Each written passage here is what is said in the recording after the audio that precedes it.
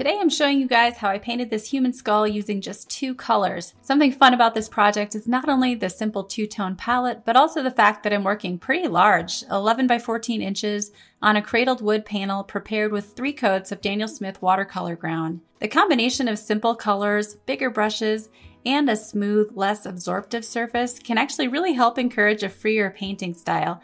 So if you're wanting to loosen up and try something kind of cool and kind of fun, I'll include a list of all my supplies in the description below this video so you can paint along with me. My 2 paint colors are Daniel Smith Tiger's Eye Genuine and Daniel Smith Lamp Black. I chose the Tiger's Eye color because I liked the earthy, aged look of the color. I wanted to make the skull look really old.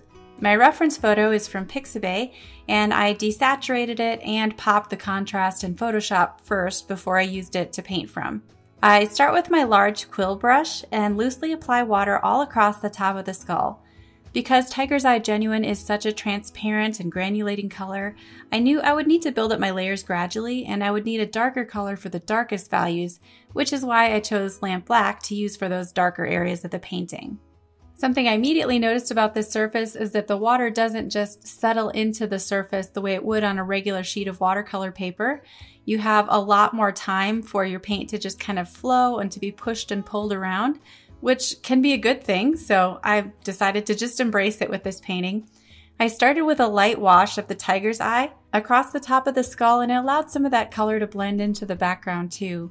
My goal was to use larger brushes overall for this painting so that I could go for just a really loose and free painting style. So you can see I'm just taking light washes of the tiger's eye and just applying it mostly in the darker areas of the reference photo for now. The right side is the side that's in shadow, so that's where I'm starting to build up the first layers. It still looks really light, but once we start going in with more and more layers, we're going to gradually build up those values and it'll start to really look more realistic. I'm grabbing much more pigment and going even darker on the top of the forehead of the skull and inside of those eyes, although I'm not too worried about filling that all in just yet because that's what we'll be using the black for.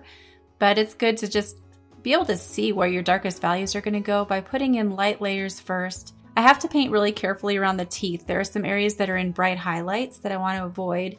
Work carefully around those areas of detail. Now I'm grabbing my lamp black and I'm painting in the eye sockets and all of the areas that are the darkest values that are completely in shadow. Since some drawing is required for this, work slowly and carefully. Remember that your drawing isn't done with just the sketch. You're going to continually be drawing with your brush, with the paint. So I'm filling in all of the darkest values with really generous amounts of lamp black.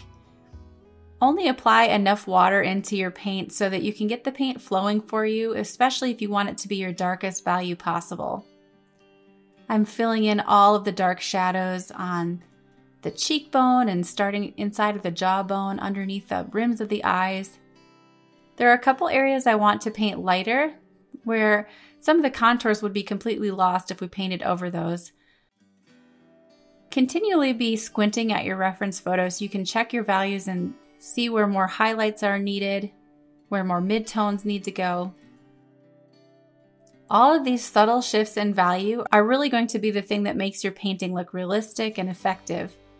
Where I have more midtones, I'm using more of my Tiger's Eye Genuine.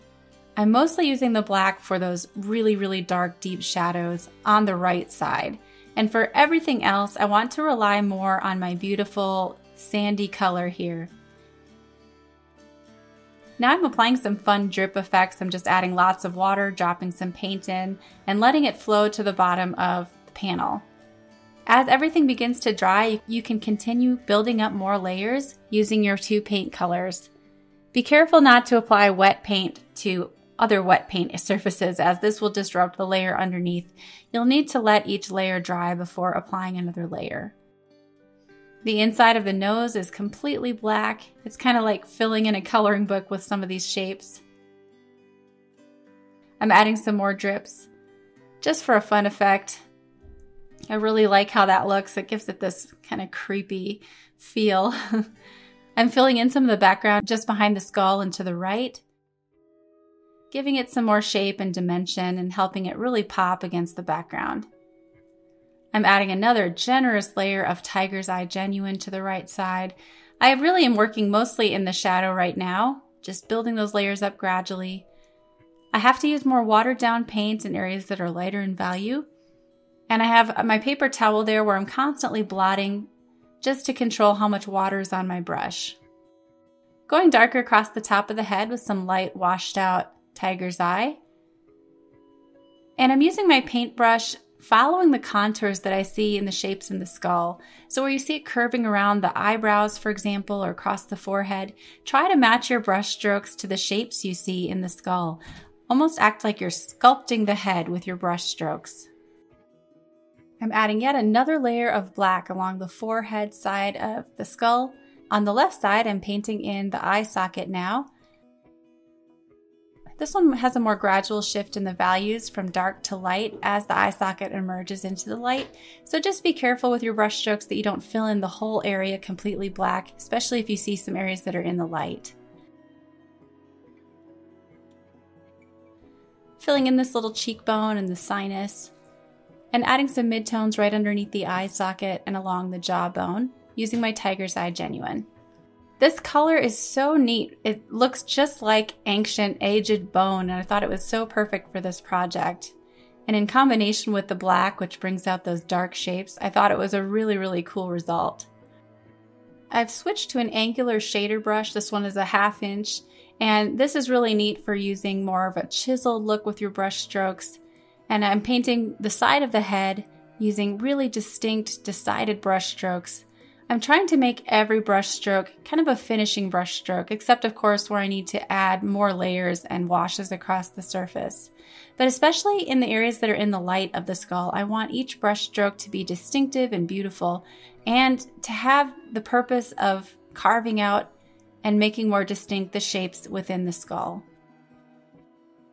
Using that shader brush, I am adding some really nice dark black marks for where we see the shapes coming up above the teeth, and filling in those midtones with the tiger's eye. Adding yet another layer of black on the forehead. You may find when it comes to making really dark values in watercolor that you have to add many, many layers to get the darkest values possible, because the paint is transparent and it does take some building up of those values. Here you can see I'm carving out some shapes in the forehead and allowing the beauty of the separation of bristles to show through a little bit here in the forehead and above the eyes. Some of these straight brush strokes look so cool just left alone. I like to use this angular shader brush when I'm trying to create more of an angular look with my brush strokes. I'm just tightening up all of my shapes, doing more detail work now, working slower, more carefully. The teeth are what take the longest on a painting like this because you want to be really careful with your drawing. Only apply black paint where you see your dark shadow shapes, and then across the surface of the teeth, as they move into the shadow, you're going to use more of a watered down mid-tone of your black, and I'm using a combination of the black and the tiger's eye to get just that tint of brown in those shadows. Painting along the light side, definitely make sure you're not going too dark, and you can use a smaller brush to soften some of those edges out. Where you want to apply the most detail is going to be the areas in the light and areas like the teeth that are going to be a strong central focal point in the image. So here I'm adding some nice dark black lines to separate those teeth, and I have switched to my smaller silver black velvet size 8 round brush. I'm adding in these little divots inside of the skull, tiny little details with just the tip of my round brush, and then filling in some more shadow shapes on the light side of the skull. Inside of the eye socket, I'm using some more tiger's eye for those midtones and reinforcing the shape underneath the eyebrow, so to speak. And then I'm using that same color to fill in some more of those details in the teeth. Working more slowly and carefully, painting the shadow shapes inside of each tooth. You'll really want to be looking at your reference photo and studying it for these tiny details. As I mentioned before, you're continually drawing even with the paint. So as we continue to build up these dark midtones on the right side where it's transitioning into the shadow, you'll notice that you'll probably have to keep darkening up your darkest values too. Every time you apply more value to your painting, it tends to change how the whole painting appears. So you can see I'm having to add more layers into those dark values in the shadow. As I darken up my midtones, it's really helping me see where I need to go darker and make proper adjustments. So we just need to finish up these areas that are in the light. And this is where I'm using much lighter values with my tiger's eye and a little bit of the black, and starting to do some more broad washes all across the skull. What I really want is for the entire skull to be covered in paint except for a couple tiny little areas that are in highlight. So you can see I left a highlight right under the eye socket and on the brow bone. And I'm leaving some highlights leading right up to the nose. And I'm using some of my brush strokes to pull paint out and to create some interesting intersections of brush strokes. Make sure that you're carefully studying your photo for where those brightest highlights are, and squint at the photo so that you can see what's the brightest, what's the darkest. It's important not to make any of your midtones too overpowering or too dark compared to your lightest values and your darkest values. Otherwise, it tends to make it look murky. All right, I'm filling in the jawbone some more and then finishing up the teeth using really careful little brush strokes, mostly my tiger's eye genuine here. To make teeth look realistic, you want to use light enough values to paint the entire tooth, except for small areas of highlight. So you can see I left little streaks totally untouched with the paint, and instantly your teeth look bright and shiny. I'm also continuing to add details, contouring the areas above the teeth and the nose, adding more details in between. You can see I'm individually drawing each tooth with these really light values with the tiger's eye color, and adding dark shadows in between. Make sure you add the black on the side that's turning away from the light, because your light source in this photo is on the left side, so all of your shadow shapes are going to be on the right.